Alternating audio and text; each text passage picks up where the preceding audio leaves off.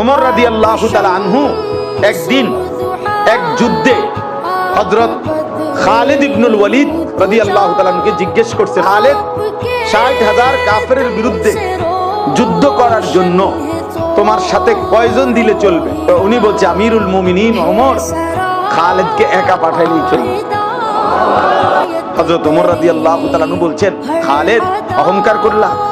হযরত খালিদ ইবনুল ওয়ালিদ বলছে, ওমর আমিরুল মুমিনিন, আল্লাহর কসম অহংকার করে বলি নাই, বরং আমার নবীর একটা হাদিসের কারণে বলছি। আমার নবী সাল্লাল্লাহু আলাইহি সাল্লাম বলছেন যে আল্লাহর জিকির করে, আল্লাহর ইবাদত করে, আল্লাহর স্মরণ করে, আর যে করে না, উভয়ের পার্থক্য হলো একজন জীবিত একজন মৃত।